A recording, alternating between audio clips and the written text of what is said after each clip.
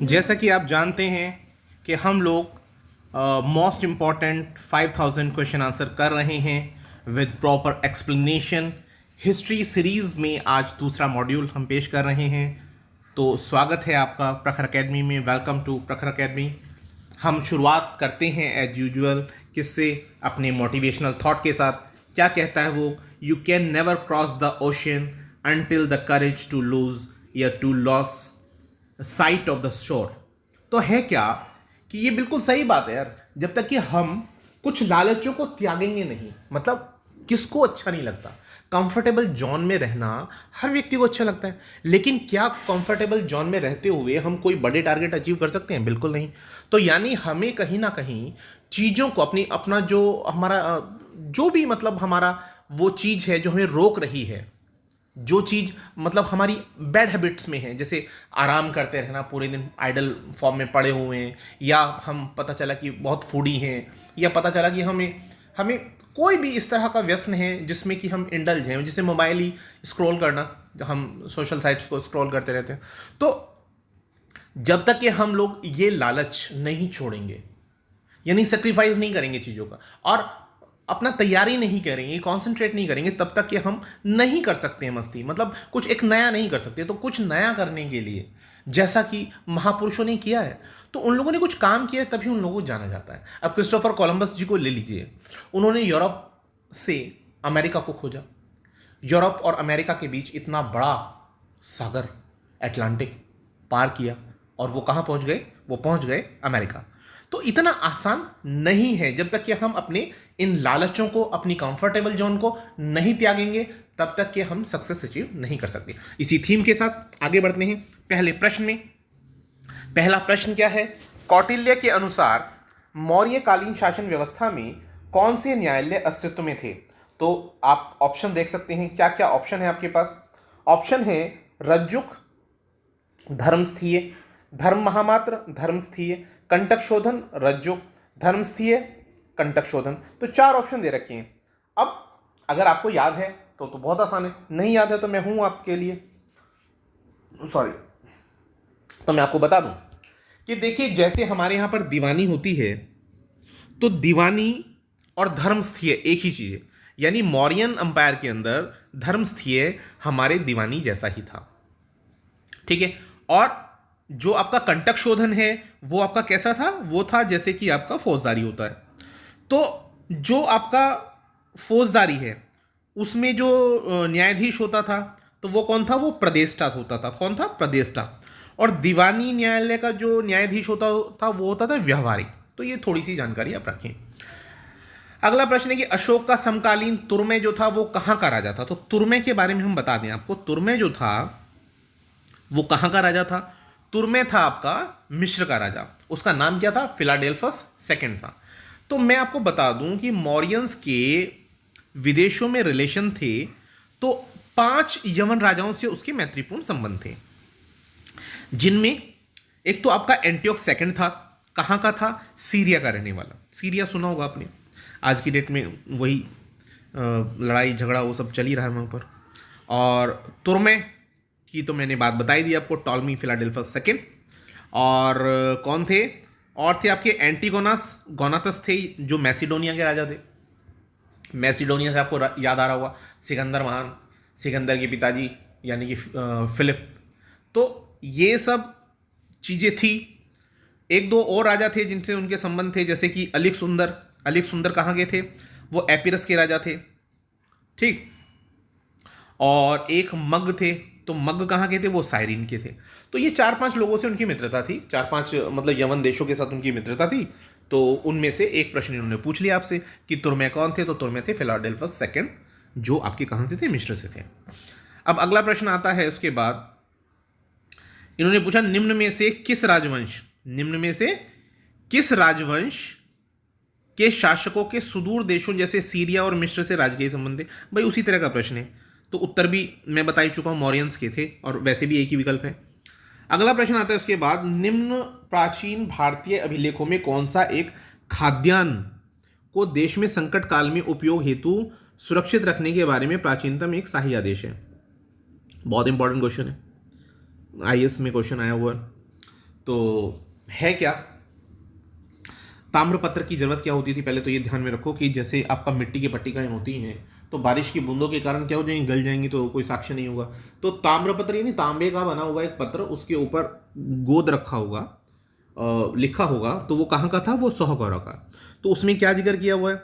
उसमें जिक्र किया हुआ है कि भाई जब ऐसा विपत्ति काल आए तो खाद्यान्न को देश में संकट काल में उपयोग होने के लिए सुरक्षित रखने के बारे में एक आदेश था। ठीक है कहाँ सौगौरा? सौगौरा आपका उत्तर प्रदेश के गोरखपुर जिले में, जो हमारे योगी आदित्यनाथ जी जहाँ से सांसद रहे हैं तो लंबे समय तक। और साथ ही साथ मैं एक और बात बता देता हूँ कि एक और लेख है इसी तरह का, वो महास्थान का है। तो महास्थान ये कहाँ पड़ता है? ये बोगरा पड़ता है, एक प्लेस जो आज के बांग्लादेश में है। ठीक है, ये थोड़ी बहुत जानकारी है। अब इसके बाद अगले प्रश्न की तरफ आते हैं। अगला प्रश्न कहता है कि तीर्थ यात्रा के समय अशोक ने किन स्थानों का चयन किया? तो किन स्थानों का चयन किया हुआ है? भाई देखिए, ये पूछना चाह रहा है अल्टीमेटली आपसे क्रम, कि किस क्रम में वो घूमे हैं। तो किस क्रम में घूमे? तो भगवान बुद्ध के जो जो प्लेसेस थे, जहाँ जहाँ उनके चरण पड़े, तो उन चरण जहाँ जहाँ उनके पड़े तो उसी प्लेसेस पर उसने यात्रा की। और यात्रा जो उसने की, तो उस यात्रा का क्रम ये था कि वो सबसे पहले कहाँ गया था? वो बोध गया गया था। कहाँ पे गया? सबसे पहले उसने बोध गया की यात्रा की थी। फिर बोध गया की यात्रा करने के बाद, बोध गया की जब उसने यात्रा की, तो अशोक का जब राज्याभिषेक हुआ तो 269 ईस्वी में हुआ, यानी 269 में, तो उसके तकरीबन 10 साल के बाद वो बोध गया की उसने यात्रा की। फिर उसके बाद उसने जो दूसरी यात्रा की थी वो कहाँ की थी? वो लुम्बिनी की थी। तो पहले नंबर पे आप गया को डाल लीजिए, दूसरे नंबर पे यानी पांचवा विकल्प लुम्बिनी डाल लीजिए। ठीक है, उसके बाद कहाँ गया वो? उसके बाद गया वो आपका, नहीं नहीं नहीं नहीं नहीं, गलती हो गई। पहले नंबर पे गया गया था, दूसरे नंबर पे वो गया था कुशीनगर। दूसरे नंबर पे कहाँ गया? कुशीनगर गया था।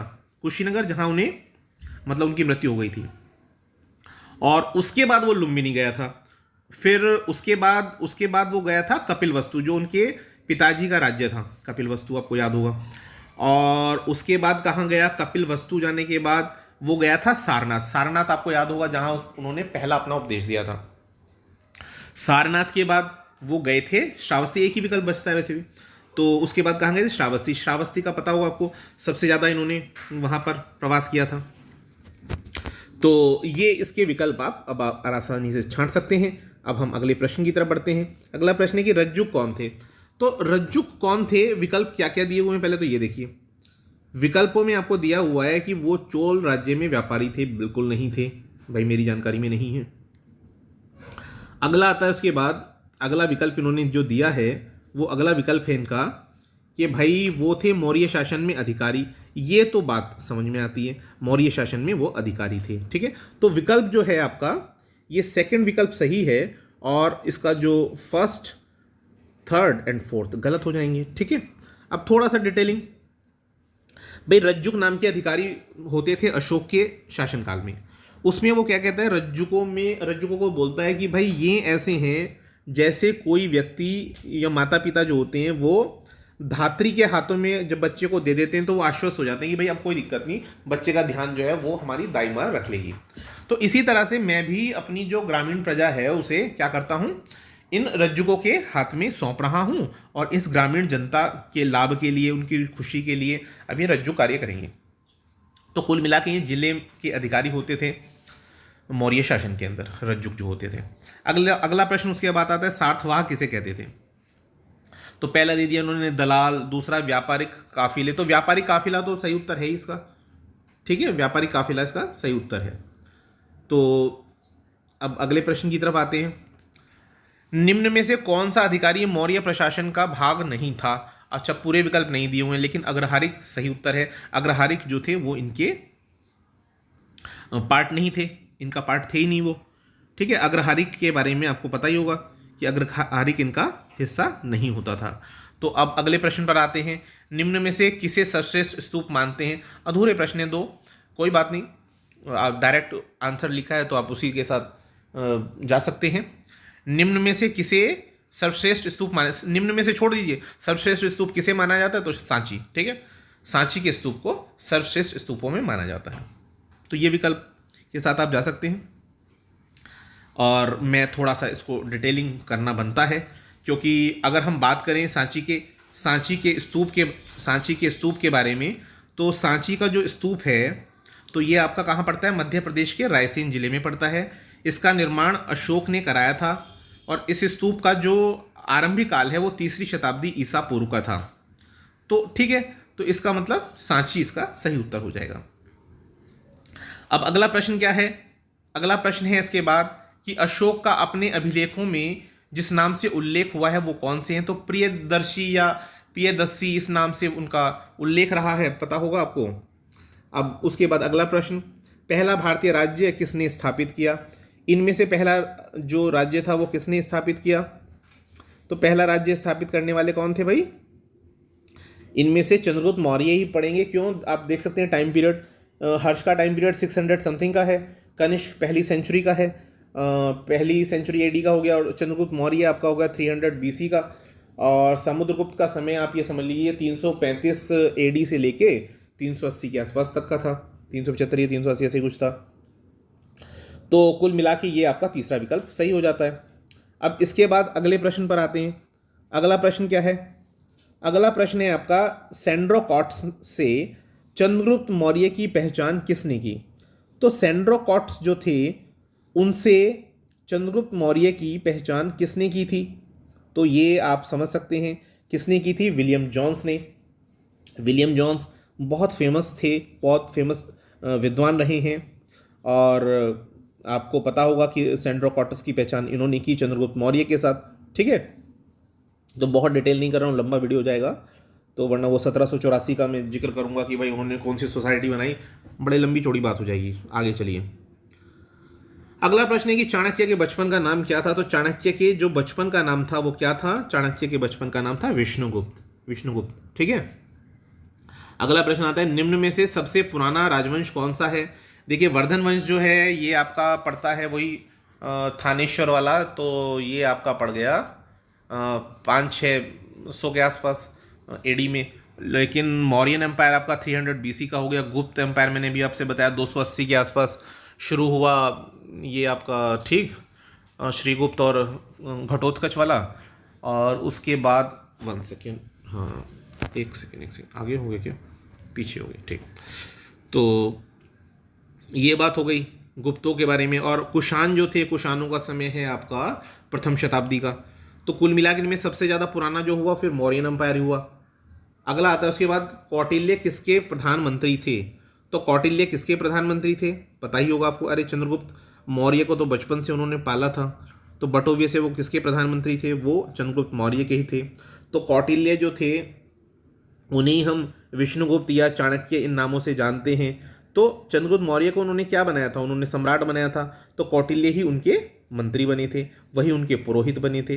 ठीक है, तो कौटिल्य के बारे में आपको जानकारी होगी, उन्होंने अर्थशास्त्र लिखी थी, तो इससे ज़्यादा मेरे ख्याल में ज़रूरत नहीं है। अगला प्रश्न इसके बाद, निम्न में से किस लेखक के ग्रंथ में चंद्रगुप्त मौर्य का उल्लेख हुआ है। देखिए भास, अश्वघोष, विशाखदत्त और शूद्रक। अब मैं आपको बता दूं, विशाखदत्त के बारे में जिक्र मैंने पहले वाले ही यूनिट में किया था कि जो विशाखदत्त है उन्होंने लिखी थी कौन सी किताब। विशाखदत्त ने एक बुक लिखी थी जिसका नाम क्या था, विशाखदत्त की बुक का नाम था वो मुद्रा राक्षस। मुद्रा राक्षस में वो जिक्र करते हैं कि चंद्रगुप्त मौर्य जो थे उन्हें वृषल या निम्न कुल का बताया गया है। ठीक है, नंदराज के पुत्र के रूप में उन्होंने उसको अभिलिखित किया। ठीक है, तो ये कुछ बातें हुई किसके बारे में, ये बातें हमने की उसके बारे में, क्या बोलते हैं उसको, वट आर 1 सेकेंड, विशाखदत्त के बारे में। ठीक है, अब अगला प्रश्न आता है। अगला प्रश्न क्या है कि कौटिल्य का अर्थशास्त्र किस विषय से संबंध रखता है। तो कौटिल्य का जो अर्थशास्त्र है वो किस विषय से संबंध रखता है। कौटिल्य का अर्थशास्त्र संबंध रखता है भैया, चंद्रगुप्त मौर्य का इतिहास दिया है पहला ऑप्शन में, दूसरे में चंद्रगुप्त से संबंधित नहीं, आत्मकथा नहीं, शासन के सिद्धांत, बिल्कुल राज्य के जो शासन के सिद्धांत हैं इसी से संबंध रखता है। देखिए अर्थशास्त्र थोड़ा सा कंफ्यूज करता है, अर्थशास्त्र जो है वो अर्थशास्त्र यानी इकोनॉमी से मतलब नहीं है उसका, उसका मतलब किससे है, उसका मतलब है राज्य के सिद्धांत से यानी पॉलिटिक्स से। ठीक है, ये इंपॉर्टेंट क्वेश्चन है।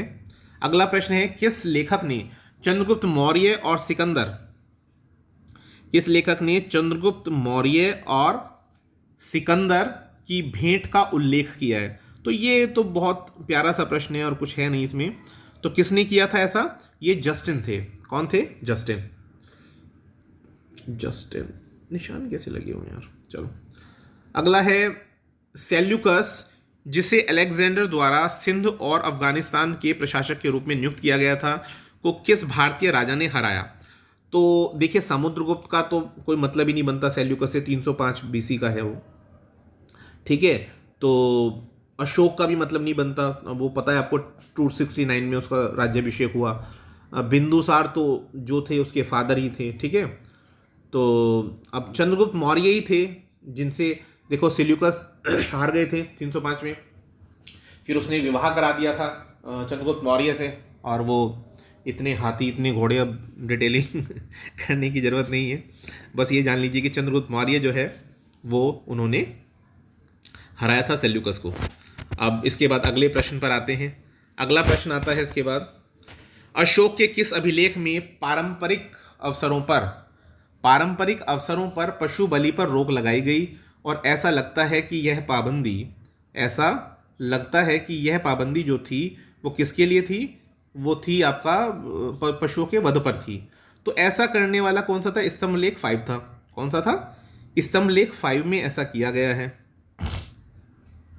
तो स्तंभलेख 5 में ऐसा किया गया है, लेकिन कैसा किया गया है अगर आपको याद हो तो ये वो टाइम था कि जिस वक्त अशोक जो थे उन्होंने बौद्ध धर्म को ग्रहण कर लिया, और बौद्ध धर्म को ग्रहण करने के बाद उनके मन में ये विचार आया कि भाई जो है मुझे इनके ऊपर, जीवों के ऊपर दया करनी है। तो जब ये भाव बना उनका कि जीवों के ऊपर दया करनी है, तो उन्होंने बहुत सारे नियमावलियाँ निकाल डाली कि भैया ऐसा है कि हम ये नहीं करेंगे, हम वो नहीं करेंगे, ऐसे करके उन्होंने बहुत सारे नियम बना दिए। तो नियम का थोड़ा सा प्रारूप बता देता हूँ, आपको भी क्लियर हो जाएगा। तो अशोक ने क्या किया, पशु बलि निषेध के बारे में कह दिया कि भाई यहाँ पर कोई भी जीव मारकर बलि ना दिया जाए, कोई उत्सव ना किया जाए, जो राजा हैं जिनके लिए प्रियदर्शी शब्द या प्रियदस्सी शब्द इस्तेमाल होता था, उनकी पाकशाला में, पाकशाला का मतलब रसोई में, भाई रोजाना बहुत सारे जीव मारे जाते थे, सैकड़ों जीव का मांस खाया जाता था। लेकिन अब जब ये अभिलेख लिखा जा रहा है, मतलब उन्होंने इस तरह से डिटेलिंग किया है, पूरा का पूरा एक्सप्लेन किया है जैसे ड्राफ्ट आदमी बनाता है, कि भाई जब ये अभिलेख लिखा जा रहा है तब उस वक्त 3 ही पशु प्रतिदिन मारे जाने की बात की जाती है, जिसमें से 2 तो मोर हैं और एक मृग आप समझते होंगे, हिरन। तो 2 मोर और मृग। उसके बाद में फिर वो क्लियर करते हैं कि भाई लेकिन जो आपका मृग है वो रोज नहीं मारा जाता, ठीक है। तो इस तरह से उन्होंने पूरा डिटेलिंग किया भाई, और ये भी कह दिया, इस बात का आश्वासन दे दिया कि भाई ये 3 जो मारे जा रहे हैं ये भी नहीं मारे जाएंगे आगे।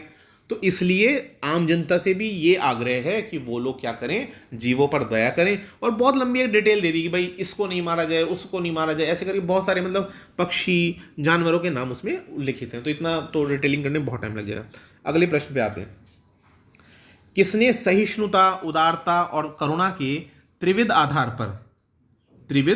आधार के ऊपर क्या किया था? सॉरी के त्रिविध आधार के ऊपर वो राजधर्म की स्थापना की। तो भाई आपको पता ही होगा इसके बारे में, तो कि त्रिविध आधार के ऊपर जो शासन की बात की गई तो किसके द्वारा की गई? वो सम्राट अशोक के द्वारा की गई थी, ठीक है। तो इसी के साथ ये प्रश्न भी हो जाता है। अब हम अगले प्रश्न पर बढ़ते हैं। अगला प्रश्न क्या है हमारा? अगला प्रश्न है कि नहीं, हाँ ये तो हो गया ना। अगला प्रश्न है, चंद्रगुप्त मौर्य ने सेल्यूकस को किस वर्ष में पराजित किया? मैं बता चुका हूँ, इसमें कुछ नहीं है। 305 बीसी में ऐसा किया गया था, 305 बीसी में ऐसा किया गया है। तो ये भी हो गया। अब इसके बाद अगले प्रश्न की तरफ आते हैं। अगला प्रश्न क्या है? बुलंदी बाग प्राचीन स्थान था। तो बुलंदी बाग का तो आपको पता होगा, बहुत फेमस क्वेश्चन है। तो बुलंदी बाग जो है, जो आज पाटलिपुत्र के रूप में है, तो पाटलिपुत्र को ही बुलंदी बाग कहा गया। तो बुलंदी बाग जो है वहां पर क्या मिला था? लकड़ी का एक विशाल भवन के अवशेष मिले थे, मतलब residual part of a fort built by, क्या बोलते हैं उसको, लकड़ी। तो ये क्लियर हो गया आपको। अब अगले प्रश्न पर आते हैं, किसकी तुलना मैकियावेली के प्रिंस से की जाती है? तो मैकियावेली के प्रिंस से जो तुलना की जाती है वो किसकी की जाती है? वो की जाती है सर कौटिल्य के अर्थशास्त्र की। जो अर्थशास्त्र है उसकी गणना की जाती है मैकियावेली से, क्योंकि वो वहाँ पर कानून के ज्ञाता रहे और ये यहाँ पर भारत में। तो अब अगला प्रश्न आता है, निम्न में से कौन सा अधिकारी मौर्य प्रशासन का हिस्सा नहीं था? अब इनमें से मौर्य प्रशासन का हिस्सा कौन नहीं था, चलिए बात करते हैं। अच्छा, यहाँ है ये प्रश्न पूरा, बहुत बढ़िया, ठीक ठीक। कौन सा अधिकारी मौर्य प्रशासन का भाग नहीं था? पहला है युक्त। युक्त थे, पता है आपको। युक्त कौन होते थे, थोड़ा बता देता हूँ। ये होते थे भैया जो रेवेन्यू कलेक्टर होते हैं ना, यानी राजस्व का को वसूलने वाले, तो ये युक्त होते हैं। तो ये बिल्कुल मौर्य प्रशासन का हिस्सा थे, इसमें कोई दिक्कत ही नहीं है। अगला प्रश्न है प्रादेशिक। प्रादेशिक कौन थे? जैसे आपने देखा हो जिलों से मंडल का निर्माण होता है, तो मंडल के प्रधान होते थे, ठीक है। तो आज की डेट में जो आपका संभाग होता है, संभाग में जो आयुक्त होते हैं, तो उसी की तरह से ये व्यवहार करते थे और इसे मतलब न्याय करने का भी अधिकार प्राप्त था, ठीक है। तो ये थोड़ी सी बातें हुई, किसके बारे में बात हुई है? ये बात हुई आपकी प्रादेशिक के बारे में। अब अगला है राजुक। तो राजुक कौन थे? राजस्व विभाग के में ही कार्य करते थे, ठीक है, और थोड़े से इन्हें न्याय करने के भी अधिकार प्रदान किए गए थे। तो ये तीन तो हैं। अग्रहारिक नहीं था, बिल्कुल सही, तो ये विकल्प आपका चौथा हो जाएगा। अगला आ जाता है उसके बाद, भारत का पहला अस्पताल और औषधि बाग निर्मित कराया गया था। तो किसके द्वारा निर्मित कराया गया था? तो मैं बता दूं भाई, आप जानते हैं मौर्यन एम्पायर के अंदर सबसे ज़्यादा जो दयालु स्वभाव के बन, मतलब एक ड्रास्टिक चेंज आप देख सकते हैं। कहते हैं कि अशोक जो थे वो ऐसे थे, मतलब चंड अशोक के नाम से उन्हें जाना जाता था, कि वो उन्होंने अपने 99 भाइयों की हत्या की, उसके बाद वो राजा हुए, है ना। इतना भयंकर रूप। और उसके बाद आप देखिए कि इतनी दया, इतना भाव, कि वो सबको अपने पुत्रों के समान मानने लगे। और भाई ये है कि जीवों पर दया करो और ये करो वो करो, मतलब ड्रास्टिक चेंज, बहुत बड़ा चेंज। तो आप वैसे भी कॉमन सेंस के बेसिस पे लगा सकते थे, इसको कोई दिक्कत नहीं थी इसमें। प्रश्न था कि भाई भारत का प्रथम अस्पताल और औषधि बाग निर्मित कराया गया। देखो, अशोक दिया है, धन्वंतरी दिए हैं, भगवान महावीर और चंद्रगुप्त मौर्य, ठीक है। तो बट ओबियसली देखिए, भगवान महावीर ने ऐसा कोई कार्य नहीं किया, हम जानते ही हैं, वो अहिंसा के मार्ग पर थे, लेकिन इस तरह के कार्य के लिए नहीं जाने जाते हैं। चंद्रगुप्त मौर्य का तो ऐसा कोई हृदय परिवर्तन हुआ नहीं था, वो बात अलग है। दक्षिण भारत में जाकर के उन्होंने संलेखना के थ्रू अपने प्राण दिए थे। धन्वंतरी जी का जो टाइम पीरियड ये नहीं है, अच्छा उसका कोई मतलब नहीं। प्रथम अस्पताल, हाँ ठीक है, लेकिन हाँ वो किसके लिए जाने जाते थे? वो जाने जाते थे किसके लिए? चिकित्सा के लिए। तो अशोका द ग्रेट जो हैं वो माने जाते हैं इस बात के लिए कि उन्होंने पहला अस्पताल बनाया, औषधि बाग निर्मित कराया, ठीक है। अब अगले प्रश्न पर आते हैं। अगला प्रश्न क्या है? अगला प्रश्न दिया है इन्होंने, अशोक ने बौद्ध होते हुए भी हिंदू धर्म में आस्था नहीं छोड़ी, इसका प्रमाण है। तो इसका प्रमाण है में क्या क्या विकल्प दिए हैं? इसके प्रमाण में विकल्प दे रहे हैं वो, पहला तीर्थ यात्रा, दूसरा मोक्ष में विश्वास करना, तीसरा देवानाम प्रिय की उपाधि, और चौथा पशु चिकित्सालय। तो देखिए, ये सब चीज़ें हैं तो ठीक, लेकिन इनमें सबसे ज़्यादा जो हिट कर रहा है, अप्रोच कर रहा है, तो वो कौन सा है? देवानाम प्रिय की उपाधि को धारण करना। क्यों? क्योंकि भाई जो व्यक्ति अपने आप को ये कहलवा रहा है कि भाई देवानाम प्रिय, यानी देवताओं का प्रिय, तो यानी वो देवताओं को कहीं ना कहीं मान्यता दे रहा है। वो ये मान के चल रहा है कि देवता कोई है अथॉरिटी, तो उनका प्रिय। तो उनका प्रिय, अब देवताओं का जिक्र कहाँ होता है? सनातन धर्म में, यानी हिंदुओं के धर्म में। तो यानी कहीं ना कहीं बौद्ध धर्म जरूर ग्रहण कर लिया है, लेकिन अपने आप को देवताओं का प्रिय कहलवाने से वो पीछे नहीं हट रहा है। तो इसका मतलब अशोक ने बौद्ध होते हुए भी हिंदू धर्म में आस्था नहीं छोड़ी। तो इसका सही प्रमाण क्या है? देवानाम प्रिय की उपाधि को धारण करना। अब अगला प्रश्न आता है, निम्न में से किसे सर्वश्रेष्ठ स्तूप माना जाता है? तो सर्वश्रेष्ठ स्तूप इनमें से कौन सा है? देखो, मैं बता चुका इसके बारे में, दोबारा डिटेलिंग करने का फायदा नहीं है। मैंने बताया आपको, सारनाथ, भरूच और अमरावती ये अच्छे स्तूप हैं, लेकिन सांची को श्रेष्ठ स्तूप माना जाता है स्थापत्य के आधार पर, ठीक है। आपको थोड़ा सा डिटेलिंग कर देता हूँ कि भाई स्थापत्य कला में जो सांची का स्तूप है वो सर्वश्रेष्ठ माना गया क्योंकि स्थापत्य अच्छा है। कहाँ पर? मध्य प्रदेश में। मध्य प्रदेश का कौन सा जिला? रायसेन जिले में। इसका निर्माण करवाया किसने था? अशोक ने करवाया था, इसीलिए वो ज़्यादा फेमस है। ठीक है, कब किया? तो तीसरी शताब्दी ईसा पूर्व किया। क्यों किया तीसरी शताब्दी? क्योंकि भाई ये पीरियड है उसका, अशोक का। ठीक है, दूसरी बात, दूसरा विकल्प में क्या दे रखा है? भरूच दे रखा है। तो भरूच के बारे में बता दूं, भरूच भी मध्य प्रदेश का ही है। कहां पर है? सतना जिले में है। ठीक है, बना कब? 2nd सेंचुरी BC में बना। ठीक है, तो भरूच के स्तूप के बारे में बता दिया। तीसरा आ गया आपका अमरावती। अच्छा, तीसरा है सांची। तो सांची के बारे में मैं बता चुका आपको, सांची तो मैंने बता दिया पहले। ठीक है, और फिर बच रहा है अमरावती। अमरावती कहाँ है? अमरावती पड़ता है गुंटूर जिले में। गुंटूर जिला कहाँ? आंध्र प्रदेश। कौन सी नदी? कृष्णा नदी। कृष्णा नदी के भी दाहिने तट पर। तो जितना चाहें उतना आप याद कर सकते हैं। सारनाथ जो है, सारनाथ वाला जो है वो धमे का स्तूप होता है, ये गुप्तों के समय में बना था। किसके समय बना? गुप्तों के समय बना। तो कुल मिला के इसमें जो उत्तर होना, अगर ये प्रश्न आ जाए तो इसका उत्तर क्या हो जाना है? सांची हो जाना है, यानी तीसरा विकल्प इसका सही हो जाएगा। अब अगले चलते हैं, अगले क्वेश्चन पे। अशोक के शासन काल में बौद्ध सभा किस नगर में आयोजित की गई थी? ये तो सबको पता है, इसमें कुछ बताने की जरूरत नहीं है, पाटलिपुत्र इसका उत्तर होता है। तीसरी बौद्ध संगति थी, तो ये अशोक के काल में पाटलिपुत्र में की गई। अगला प्रश्न, किस मौर्य सम्राट ने दक्कन को जीत लिया था? तो भाई दक्कन को जीता किसने था? आप चलिए थोड़ा सा तर्क लगा लेते हैं विकल्पों के अनुसार। जैसे हम अशोक की बात करते हैं, तो क्या अशोक ने जीत लिया था? अगर आपको याद हो, अशोक के नाम, अगर कोई युद्ध है प्रॉपर, तो दो बातों का जिक्र होता है उसके बारे में। कौन सी? एक तो बात की जाती है कि भाई मध्य भारत के अंदर एक विद्रोह हुआ, जिसे जो बड़ा भाई जो है वो कुचल नहीं पाया, इसलिए अशोक को भेजा गया था। ठीक है, बिंदुसार ने उसे भेजा था। दूसरा है कि भैया उसने क्या किया, उसने कर दिया हमला कलिंग के ऊपर, और कलिंग के युद्ध के बाद उसका हो गया हृदय परिवर्तन। तो बेसिकली दो युद्धों के कारण उसे जाना जाता है। ठीक, अब जहां तक बात की जाती है दक्कन की जीत की, तो दक्कन की जीत के लिए, जैसे हम कहते हैं ना, चंद्रगुप्त मौर्य ने अखंड भारत का निर्माण किया, तो चंद्रगुप्त मौर्य का नाम इसमें आता है, क्योंकि बिंदुसार का तो आपको पता है, बिंदुसार का कहीं जिक्र नहीं आता, कहीं जिक्र नहीं आता कि भाई वो एक विजेता था। उसके बारे में आता था उसने चंद्रगुप्त मौर्य के द्वारा बनाए गए राष्ट्र को अक्षुण्ण रखा। मतलब ये क्लियर शब्दों में हिस्ट्री में लिखा हुआ है, उसने शासन को अक्षुण्ण रखा, यानी जितना जितना बनाया चंद्रगुप्त मौर्य ने, उसको स्थिर रखा किसने? बिंदुसार ने। अशोक के एक्सपेंशन की बात होती है, तो कहाँ एक्सपेंशन की बात होती है? कलिंग।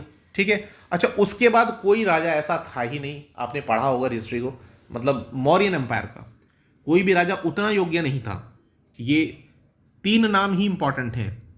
ठीक है, तो मेरे हिसाब से तो इसका उत्तर जो हो जाता है वो अशोक द ग्रेट हो जाता है, और हम अशोक के साथ नहीं, सॉरी, चंद्रगुप्त मौर्य हो जाता है, तो हम चंद्रगुप्त मौर्य के साथ जाते हैं। अब अगला प्रश्न आता है, गुजरात चंद्रगुप्त मौर्य के साम्राज्य में सम्मिलित था, ये किस विवरण से पता लगता है? तो किस विवरण से पता लगता है भाई ये कि अशोक जो था, नहीं सॉरी, गुजरात जो था वो चंद्रगुप्त मौर्य के साम्राज्य में शामिल था? तो भाई जैन परंपरा से, ग्रीक विवरण से, रुद्रदामन का जूनागढ़ अभिलेख, तो मतलब आंख बंद करके लगा सकते हो, कोई दिक्कत नहीं है इसमें। रुद्रदामन का जो जूनागढ़ अभिलेख कह दे, गिरनार अभिलेख कह दे, तो आप समझ लो ये कहाँ पर है जूनागढ़, ये वहीं गुजरात में है, और इस अभिलेख के थ्रू हमें उस क्षेत्र के बारे में जानकारी प्राप्त होती है। ठीक है, तो ये प्रश्न भी बिल्कुल सही है, मतलब हो गया। अगला प्रश्न है इसके बाद, निम्न मौर्य शासक बौद्ध धर्म के अनुयायी थे, कौन कौन? चंद्रगुप्त मौर्य, अरे भाई चंद्रगुप्त मौर्य ने तो अंतिम समय में जैन धर्म को ग्रहण कर लिया, यानी पहला विकल्प तो होगा नहीं, जहां जहां पहला है उसको तो काट ही दो। पहला कहाँ कहाँ पर है भैया, ढूंढ लो भाई। ये तो सी ऑप्शन नहीं होगा, ठीक है, डी ऑप्शन नहीं होगा, नहीं होगा, तो ये 2 ऑप्शन तो खत्म ही हो गए। अब आगे बात करते हैं बिंदुसार।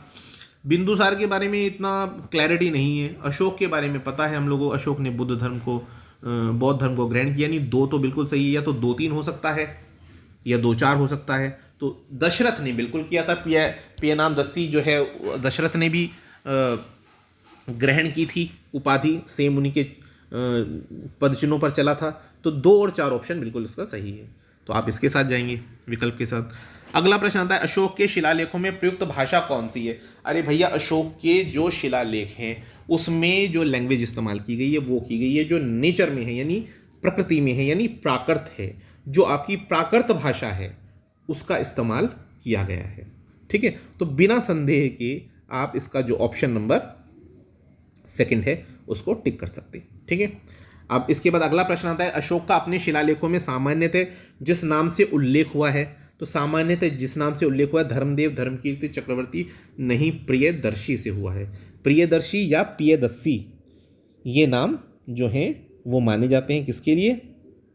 वो माने जाते हैं भैया सम्राट अशोक के लिए। अब अगले प्रश्न की तरफ बढ़ते हैं। अशोक के जो शिलालेख हमें संगम राज्य के विषय में बताते हैं, तो संगम राज्य के विषय में कौन से शिलालेख हैं जो हमें बताते हैं भैया?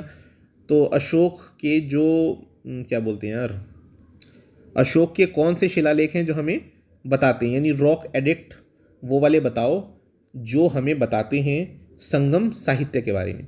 तो संगम में आपको पता ही होगा, संगम में 3 राज्य मुख्यतः थे। जैसे आज की डेट में आप देखते हैं भाई, केरला हो गया, तमिलनाडु हो गया, और इधर आपका आंध्र प्रदेश का निचला हिस्सा हो गया। तो ये जो सेक्शंस हैं, तो इसमें क्या क्या था? चोल, पांड्य और चेर जो आप पढ़ते हैं ना, तो चोल हो गए, पांड्य हो गए, सतीयपुत्र या केरलपुत्र, ठीक है। और साथ ही ताम्रपर्णी के बारे में भी सूचना मिलती है। तो संगम वाले तो मिलते ही मिलते हैं, साथ में इनकी जानकारी भी मिलती है। लेकिन कौन से विकल्प में मिलती है? ये मिलती है आपके दूसरे और 13वें शिलालेख में। तो दूसरा और 13वां कहीं लिखा है तो देखो, ये है आपका सी ऑप्शन, ये सही हो जाएगा। अब अगला प्रश्न आता है, भारत के सांस्कृतिक इतिहास के संदर्भ में सॉरी इतिव्रतो राजवंशीय इतिहासों, वीर गाथाओं को कंठस्थ करना निम्न में से किसका कार्य था? देखिए, परिव्राजक का नहीं था, अग्रहारी का नहीं था, श्रमण का नहीं था, किसका था? मागध का था। तो मागध नाम से मतलब जातियाँ ही होती थी, तो वो क्या करती थी? वो सूत वर्गों में होती थी शामिल। तो राजवंशीय इतिहास और आपका वीर गाथाओं को कंठस्थ रखने का उनका व्यवसाय था। मागध और सूत वर्गों में इन्हें शामिल किया जाता था। इसके बाद अगले प्रश्न की तरफ बढ़ते हैं। अगला क्वेश्चन आता है इसके बाद हमारा, निम्न वक्तव्यों में से कौन सा एक वक्तव्य अशोक के प्रस्तर स्तंभों के बारे में गलत है? देखिए, प्रश्न को पढ़ते वक्त ये जरूर ध्यान रखिए भैया, कहीं गलत, सही, नहीं, हाँ, ये तो नहीं लिखा हुआ है। तो पहले प्रश्न पढ़ें, अगर गलत लिखा हो तो सबसे पहले तो भैया उसको गोला बना लो, मतलब उसको मार्क कर लो, एनसर्कल कर लो कि यार ये पूछा है एग्जैक्टली। होता क्या है, हम मतलब जल्दबाजी में क्या करते हैं, ऐसे क्वेश्चन मतलब उड़ा देते हैं। बढ़िया से आता है पेपर, मैंने भी शुरुआत में गलतियां की हैं, तो मैं उसी के बेसिस पर कह रहा हूँ। तो क्या क्या है विकल्प? पहला है ये अखंड है। ये अखंड है या नहीं? अखंड मतलब जिसके पार्ट ना हो, बिल्कुल एकाश्मक है, मतलब एक ही पत्थर के बने हुए हैं, तो ये सही है विकल्प। अगला है ये स्थापत्य संरचना का भाग है। ये विकल्प गलत है, क्योंकि ये आपके पृथक पृथक रूप में है। स्थापत्य संरचना से मतलब ये होता है जैसे कि कोई किला है, किले का निर्माण हुआ, तो वो स्थापत्य संरचना एक कंप्लीट संरचना जो है उसमें आपने इस्तेमाल किया जैसे, तो बात हो गई अलग। लेकिन आपने अगर देखा हो, जितने भी आपके रॉक के बने हैं एडिक्ट, तो वो सब क्या है, वो अलग अलग हैं, अलग अलग प्लेसेस पर रखे गए हैं। तो यही विकल्प आपका मैच नहीं कर रहा, तो यानी ये सेकंड ऑप्शन आपका सही हो जाएगा। इन पर बढ़िया पॉलिश है, ये बात सही है। स्तंभों का शाफ्ट जो होता है शुंड के आकार का होता है, ये भी सही है। तो कुल मिला के यही विकल्प सेकंड वाला गलत था। निम्न अभिलेखों में से किस अभिलेख में अशोक के व्यक्तिगत नाम का उल्लेख मिलता है? तो हम बात कर रहे हैं किसकी? एक तो रुम्मिन्देई स्तंभ लेख की बात कर रहे हैं, और ऑप्शन में क्या है? विशिष्ट कलिंग राज्य देश है, और क्या दिया है इसके अलावा? इसके अलावा इन्होंने दिया है विशिष्ट कलिंग राजा देश हो गया, उसके बाद कालसी, और चौथा है मास्की। तो मास्की तो आपको पता ही होगा कि मास्की है इसका उत्तर, क्योंकि 40 से भी ज़्यादा हमारे पास जो मिले हैं अभिलेख, तो उनमें क्या है? मास्की हो गया, गुर्जरा हो गया, ठीक है, उड़े गोलम हो गया, और एक और है जो मेरे दिमाग से उतर रहा है अभी। तो ये आपके हैं जिनमें अशोक का व्यक्तिगत नाम हमें मिलता है, ठीक है। अब अगले प्रश्न की तरफ बढ़ते हैं। अगला प्रश्न क्या है कि भाई निम्नलिखित विदेशी यात्रियों के आने के सही क्रम को आप बताइए। जैसे इत्सिंग है, फाहियान है, वेनसांग है, मेगासनीज है। देखिए, इसके लिए बड़ा आसान होता है कि किस राजा के काल में आए वो आप याद रखें, तो अपने आप आपको काल याद रहता है। तो जैसे हम बात करते हैं यहाँ पर, हवेनसांग जो हैं वो हर्षवर्धन के काल में आए हैं, तो 600 समथिंग में आए हैं, मार्क करके रख लीजिए। अब फाहियान हो गए तो ये आपके चंद्रगुप्त सेकंड के टाइम में आए हैं, ठीक है। मेगासनीज हो गए, तो मेगासनीज कब आए हैं? मेगासनीज आपके आए हैं सबसे पहले, मतलब चंद्रगुप्त मौर्य के समय में आए। तो ऐसे करके अगर एक टाइमिंग आप अपने माइंड में एक माइंड मैप बना कर रखें तो मुझे नहीं लगता कि किसी भी प्रश्न में कोई दिक्कत आने वाली है। तो इसी तरह से आप इसके विकल्प के रूप में देख सकते हैं। तो इसके विकल्प के रूप में क्या हो जाएगा, सबसे पहले मेगा स्नीज आए हैं, सबसे पहले मेगा स्नीज आए हैं। तो मेगा स्नीज का क्रम कौन सा है, ये डी नंबर पर है, तो डी सबसे पहले आएगा। अच्छा, मेगा स्नीज के बाद कौन आए हैं, मेगा स्नीज के बाद आते हैं आपके क्या बोलते हैं इसको, फाहियान। तो फाहियान का क्रम है बी, तो यानी डी के बाद बी आएगा। तो डी के बाद बी आएगा, यानी नीचे वाले दोनों ऑप्शन तो काट ही देते हैं हम लोग। भाई नीचे वाले दोनों ऑप्शन कट गए और पहले या दूसरे में से कोई होना है। अब उसके बाद कौन होगा, उसके बाद देखते हैं फाहियान के बाद भाई हवेनसांग आएंगे। हवेनसांग का क्या पड़ता है, सी पड़ता है, तो यानी कुल मिला के DBCA हो जाएगा, यानी ये आपका उत्तर हो गया। तो ऐसे करके छांटा जाता है। अगला प्रश्न आता है उसके बाद, प्राचीन भारत की निम्न ग्रंथों में से किसमें पति द्वारा परित्यक्त पत्नी के लिए विवाह विच्छेद की अनुमति दी गई है।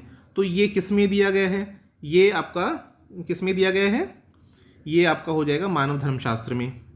ठीक है, अब इसके बाद अगले प्रश्न की तरफ आते हैं। गांवों के शासन को स्वायत्तशासी पंचायतों के माध्यम से संचालित करने की व्यवस्था का सूत्रपात किसने किया था। तो अगर आपको याद हो तो गांवों में स्वायत्तशासी यानी ऑटोनोमस आपका पंचायती व्यवस्था जो है वो सबसे पहले मौर्यों ने ही शुरू किया। तो इसका उत्तर हो जाएगा, चौथा विकल्प इसका उत्तर हो जाता है। अगला प्रश्न है कि विदेशियों को भारतीय समाज में मनु द्वारा दिया गया सामाजिक स्तर कौन सा था। तो उन्हें कहा गया था व्रात्य क्षत्रिय। क्या कहा गया, व्रात्य क्षत्रिय। विकल्प में आ जाए तो तुरंत से लगा दीजिएगा। अब अगले प्रश्न की तरफ आते हैं। अगला प्रश्न आता है उसके बाद, निम्न में से कौन सा युग्म सही सुमेलित है। तो आपको बता दें लोथल के सामने दिया है एंशियंट डॉकयार्ड, बिल्कुल सही है, इसमें तो सोचना ही नहीं है। सारनाथ है the first sermon of Buddha, बिल्कुल भगवान बुद्ध ने पहला अपना उपदेश दिया, सही है। राजगीर जो है वो law and capital of Ashoka, बिल्कुल नहीं। अशोका का कैपिटल कौन सा था, वो था पाटलिपुत्र, तो ये विकल्प आपका गलत है। उसके बाद Nalanda the great seat of Buddhist learning, बिल्कुल सही, यानी 1 2 4 विकल्प बिल्कुल सही हैं, यानी ये सी उत्तर इसका बिल्कुल सही हो जाएगा। तो सी पर आप खट्ट से निशान लगा दीजिए। अगले प्रश्न पर आते हैं। अगला प्रश्न क्या है, अशोक ने कलिंग को मौर्य साम्राज्य में जोड़ लिया था। ठीक है, कलिंग दक्षिण भारत को जाने वाले स्थलीय और समुद्री मार्ग को नियंत्रित करता था। तो आपको बताना है कि इनमें से कौन सा उत्तर सही है और कौन सा गलत है। 4 विकल्प देकर रखे हैं, जैसे ए और दोनों सही, यानी कथन भी सही है और उसका कारण भी सही है। तो आपने अगर ध्यान से पढ़ा हो इसको तो आपको अपने आप विकल्प पता लग जाएगा। भाई अगर आपने थोड़ा भी स्टडी किया है मौर्यन एम्पायर को तो आपने देखा होगा अशोक ने कलिंग राज्य को मौर्य साम्राज्य में मिला लिया था, ये बात सही है। दूसरी बात, कलिंगा जो है क्योंकि साउथ इंडिया में कोस्टल एरिया पर पड़ता है और उस तरफ जाने वाला जो स्थल मार्ग है तो उसको बाधित करता है, यानी बट ऑब्वियस है कि वहाँ पे कंट्रोल जिसका भी होगा तो उसी को कर मिलेगा, उसी के थ्रू वो वहाँ से व्यापार होगा। आपको ये भी पता होगा कि दक्षिण पूर्व एशिया में जो व्यापार होता था वो ताम्रपर्णी से होता था, सुना होगा आपने। तो वो जो क्षेत्र है कलिंगा का, तो उसको इसलिए भी नियंत्रण में लाना जरूरी था। तो कारण भी सही है और स्टेटमेंट भी सही है और उसका जो रीज़न है वो भी सही है। तो इसके साथ ये पहला ही विकल्प इसका उत्तर हो जाएगा, पहले विकल्प के साथ आप जा सकते हैं। अगला आता है इसके बाद, मौर्यकालीन शासकों ने धार्मिक आधार पर भू अनुदान नहीं दिया था। भू अनुदान नहीं दिया था। दूसरा है रीजन में कि भू अनुदान के विरुद्ध कृषकों ने विद्रोह किया। देखिए मैं आपको बता दूं बहुत क्लियर स्टेटमेंट, जब भी आपसे ये कहे भू अनुदान की बात, भूमि दान की बात, तो इसके लिए जो फेमस डायनेस्टी है वो कौन सी है, वो सातवाहन है। कौन सी है, सातवाहन डायनेस्टी को जाना जाता है भूमि अनुदान के लिए, मौर्यन को नहीं जाना जाता। तो ये तो है ही नहीं, मतलब कारण कथन तो है ही नहीं। उसके बाद भूमि अनुदान के विरुद्ध कृषकों ने विरोध किया। देखिए ऐसे भी कोई साक्ष्य मेरी जानकारी में तो नहीं है कि ऐसे कोई साक्ष्य हैं कि भूमि अनुदान को लेकर के कृषकों ने विरोध किया। तो यानी ए आर दोनों ही मेरे हिसाब से तो गलत है। तो अब अगले प्रश्न की तरफ बढ़ते हैं। मेगास्थनीज ने भारतीय समाज को कितनी श्रेणियों में बांटा था। ये बहुत आसान प्रश्न है। इसको बांटा गया था 7 श्रेणियों में। कितनी श्रेणी में बांटा गया था, 7 श्रेणी में बांटा गया था इसको। और 7 श्रेणियों में से बांटा गया था। श्रेणी में शामिल लोग कौन कौन थे इम्पॉर्टेंट है तो चलो बता देता हूँ। पहले नंबर पर इसमें दार्शनिक को रखा गया, फिर आपका कृषक को, पशुपालकों को, कारीगरों को, योद्धाओं को, निरीक्षक को और मंत्री को। ठीक है, और मैं पहली यूनिट में बता चुका हूँ, मेगास्थनीज ने कहा था कि भारत में दास नहीं है, और उसका रीज़न भी मैंने बताया था कि दास, क्योंकि वो समझ ही नहीं पाया था कि भारत समाज में परिवार और उसके दास इतना घुल मिल कर रहते थे कि वो दोनों के बीच में डिफरेंस को महसूस नहीं कर पाया। चलिए अगला प्रश्न आता है कि निम्नलिखित में से किस हिंद यवन शासक ने शीशे के सिक्के जारी किए? तो शीशे के सिक्के जारी करने वाला कौन था? ये था आपका स्ट्रेटो सेकंड। तो विकल्प नंबर 1 हो जाएगा इसका उत्तर। अब इसके बाद आगे बढ़ते हैं, और आगे है thanks for watching this video. आप लोगों का बहुत बहुत धन्यवाद ये वीडियो देखने के लिए, और अगर आपको कंटेंट पसंद आए तो please like share. Thank you, please subscribe it.